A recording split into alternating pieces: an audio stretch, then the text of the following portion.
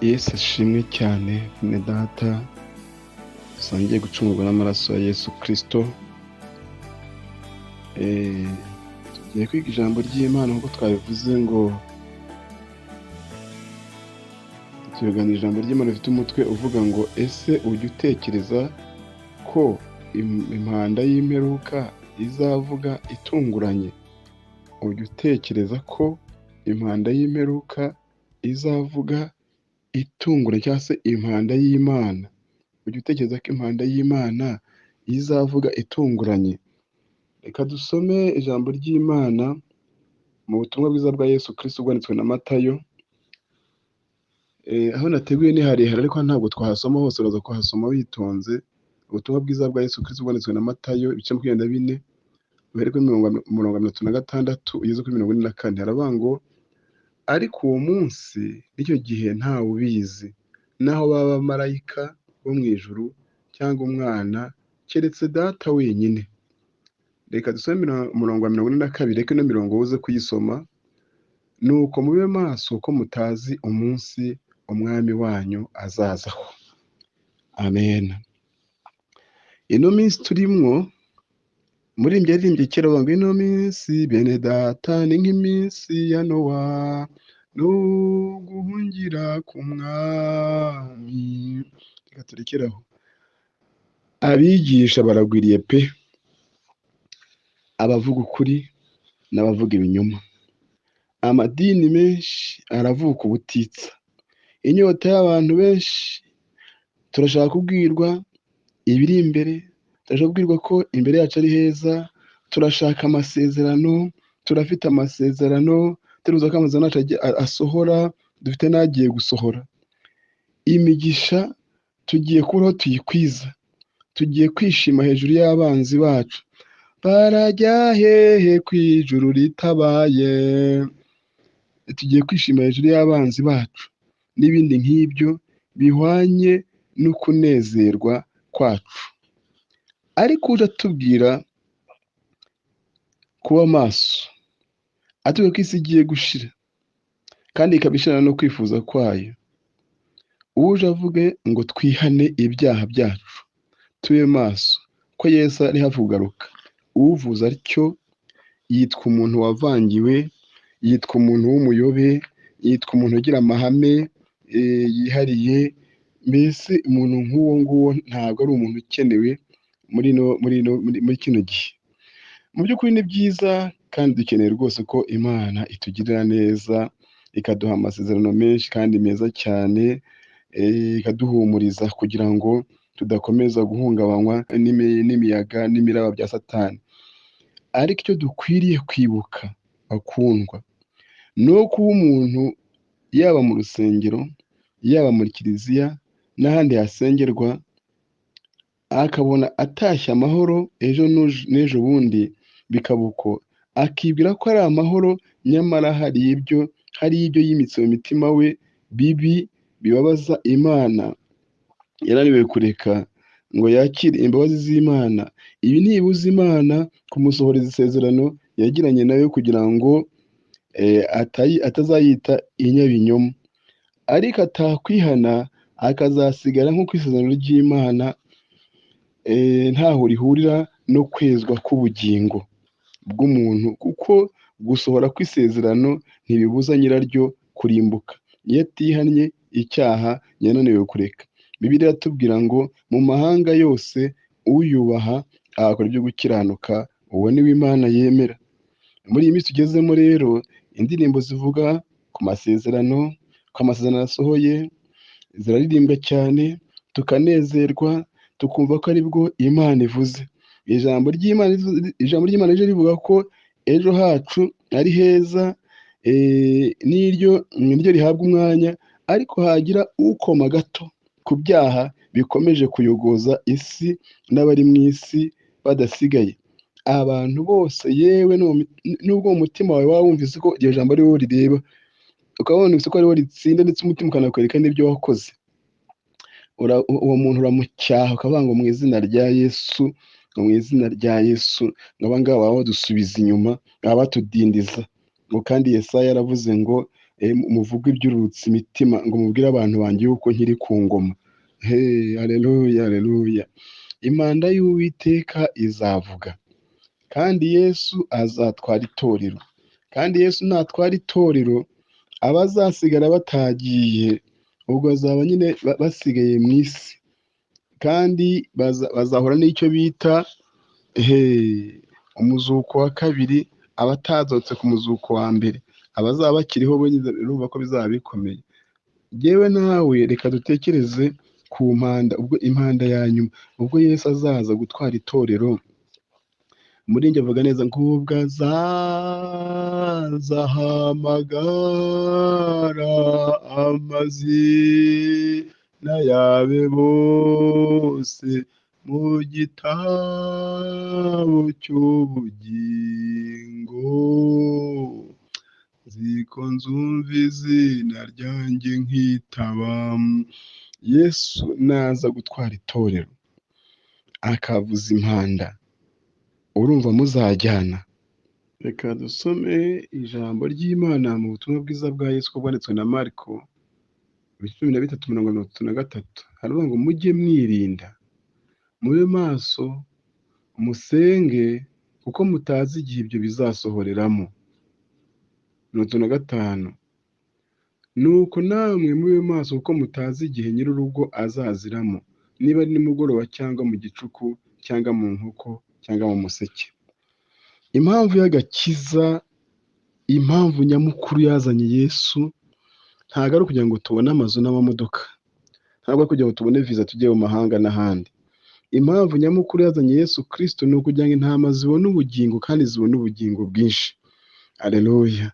Ni ukugira ngo intama abemeye kumukurikira bazimane nawe ingoma ubwo azaba aje gutwara itorero. Haleluya. Ijambo ry'Imana dusomye riratubwiye ngo mujye mwirinda, mube maso, musenge kuko mutazi igihe ibyo bizasohoreramo. Mu by'ukuri kuba maso no kwirinda bivuze iki?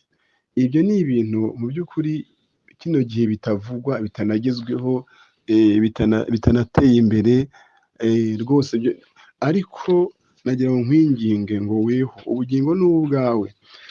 Yesu azavuza impanda, navuza impanda bizagenda gute? Uzajya hehe? Ijambo ry'Imana riravuze ngo namwe mube maso kuko mutazi igihe nyir'urugo azaziramo. Haleluya. Nk'uko tubisoma mu bitabo by'ibyahishuwe, n'igitabo cy'ibyahishuwe kibivugaho.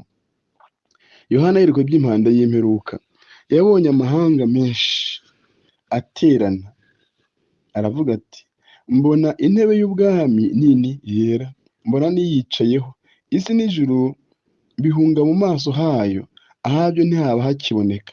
Mbona abapfuye, abakomeye n'aboroheje bahagaze imbere y'iyo ntebe, nuko ibitabo birabumburwa, kandi mbona n'ikindi gitabo kirabumburwa, aricyo gitabo cy'ubugingo. Abapfuye bacirwa imanza z'ibyanditswe muri ibyo bitabo zikwiriye ibyo bakoze. Kandi mbona umuntu wese utabonetse ko yanditse muri icyo gitabo cy'ubugingo ajugunywa muri ya nyanja yaka umuriro. Iyi mirongo ntigisomwa, iyi mirongo ntikundwa, nanjye ndabizi ko na kino cyigisho utari bugikunde, ariko muringa aravuga ngo oringa te, wabikunda utabikunda, wabishaka utabishaka, washaka kubyumva utashaka kubyumva, uko biri kose bizasohora. Impanda y'Uwiteka izavuga, impanda y'imperuka izavuga. Mbese nivuga uzajya hehe? Nivuga uzajya hehe? Nivuga uzajya hehe? Haleluya. Ya migisha wabwiwe na za mviza wabwiwe bizaba bikikumariye iki? Haleluya. Bibiliya mu byahishuwe Yohana nk'uko ikomeza ibitubwira, igaragaza akaga gakomeye kazakurikira n'uko itorero rya Kristo rikuwe mu isi, cyangwa se nk'uko itorero rya Kristo niriva mu isi uko rizamera, cyangwa se abazasigara mu isi uko bazaba bameze. Aha ni naho tubona bamwe mu bo ijambo ry'Imana ritubwira bazasigara ubwo Kristo azaba agarutse nk'uko ibyanditswe bitubwira. Abantu ba mbere birivuga ni abantu bose banze ubutumwa bwiza bagakerensa ubuntu bw'Imana, abantu bazasigara mu isi, abantu ba mbere bazasigara mu isi ubwo Yesu azatwara itorero. Yesu natwara itorero bwa mbere, itorero rizagenda, ariko abantu bazasigara, isi izasigara iriho, amasoko azarema, ku nsengero bazaba batagiye bazaterana, n'ibindi byose bizaba, yego hazaba impanuka nyinshi n'ibindi, ariko mu kanya bazigera biyungunganye bogere baterane begerane. Abantu rero ba mbere bazasigara ni abanze kumva. Abantu ba mbere Bibiliya itubwira ko bazasigara kandi bagahura n'akaga gakomeye, ni abantu banze kumva bagakerensa ubuntu bw'Imana, bakanga kubwumva. Aba kabiri ni abakristo bishushanya mu itorero ry'Imana, bakirengagiza ukuri, bakibagirwa ko no mu mutima w'umuntu Imana ihabona neza nk'ahambaye ubusa. Abantu ba kabiri bazasigara batajyanye na Kristo ni abantu bari mu itorero. Hanze hari abantu banze kwinjira mu itorero, abo ni aba mbere, bo bazahita nyine basigara 100%. Ariko aba kabiri ni abantu bari mu itorero, bari mu mirimo y'Imana, bitwa ngo ni abakozi b'Imana, ariko mitima yabo bubatse bafite ibintu n'ibindi byinshi babitse mu mitima yabo. Abo bantu rero bakaba bazi ngo ntabwo Imana ihareba. Mana yanjye uburyarya, bakagushuka, bagaseka, bakitigisa, bakagira gute, nyamara babitse ibizira mu mitima yabo. Abo ngabo rero ntabwo bajya bamenya ko Imana imurika ikagenda ikabona no mu mutima w'umuntu ibirimo. Yesu nabo ntazabasiga. Abantu ba gatatu Bibiliya itubwira ko ni abakristo bose bazaba batabaye maso. Uku kuba impanda izavuga itunguye benshi, nta kundi gusubira inyuma ngo hatangwe agahenge ko kwihana, bazaba batunguwe n'impanda y'imperuka banasigaye. Ibi mu by'ukuri byari bikwiye gutuma buri wese wo muri twe yita ku iherezo rye ku giti cye, bigatuma ahora akurikirana uko abanye n'Imana mu mutima we buri munsi, buri saha na buri mwanya, kuko impanda yo kuvuga izavuga nk'uko ibyanditswe byera bitubwira muri Mariko 13:37.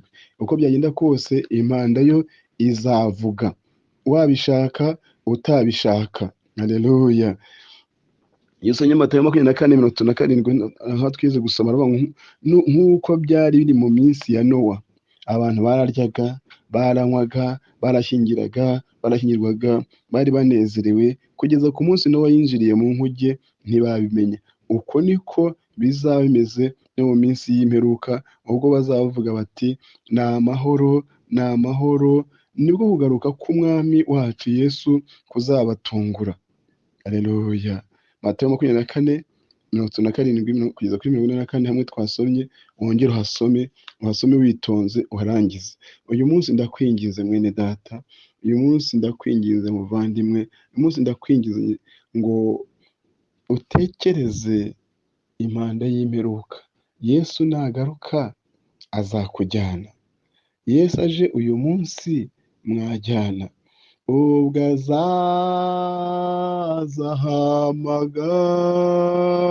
azahamagara amazina yabe bose mu gitabo cy'ubugingo, nziko nzumva izina ryanjye nkitaba. Yesu databuja nzamukorera ntacogora, wiza ubuntu n'urukundo amfitiye, maze imirimo yo mw'isi ajyampa ninyirangiza, aza mpamagara ngeze mu ijuru. Ndakwinginze ngo tekereza kuri Kristo ubwo azaba aje gutwara itorero, azakujyana. Bibiliya ivuga ngo hanze hazaba imbwa n'abarozi n'abasambanyi n'abantu bakunda kubeshya bakanabikora. Mbese aho ntujya ubeshya? Imana idusure, Imana idusange, yaba jyewe yaba wowe, iduhe kuba maso no kwirinda.